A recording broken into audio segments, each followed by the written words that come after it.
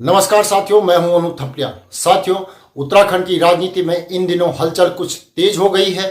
Dhami cabinet में 5 कुर्सियां खाली हैं और उन कुर्सियों पर विधायकों की निगाहें उसी तरह से लगी हुई हैं जैसे किसी बच्चे की दुकान में रखी हुई चॉकलेट पर होती हैं।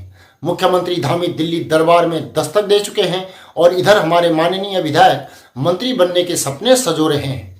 मुख्यमंत्री पुष्कर सिंह धामी के दिल्ली दौरे के साथ ही 2 और मंत्रियों की कुर्सी पर खतरे की चर्चा भी चल रही है।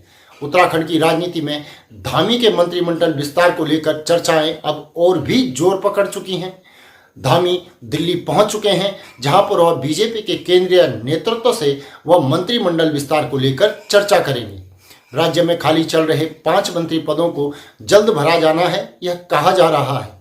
राजनीतिक विश्लेषकों का मानना है कि मंत्रिमंडल विस्तार से न केवल इस सरकार को मजबूती मिलेगी, बल्कि अलग अलग क्षेत्रीय और जातिगत समीकरणों को भी कैबिनेट विस्तार के जरिए साधा जा सकेगा। धामी सरकार के 3 साल पूरे होने से पहले ही यह बदलाव संभावित माना जा रहा है।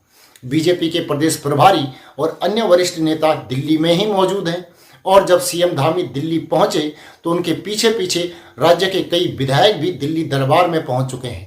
बताया जा रहा है कि सीएम धामी की राष्ट्रीय नेतृत्व के साथ बैठक में कैबिनेट विस्तार को लेकर मंथन किया जाएगा। साथियों, उधर मंत्रिमंडल विस्तार की संभावनाओं के बीच तमाम विधायकों की धड़कनें बहुत बढ़ी हुई हैं। कुछ विधायक दिल्ली में तो कुछ देहरादून में ही डटे हुए हैं।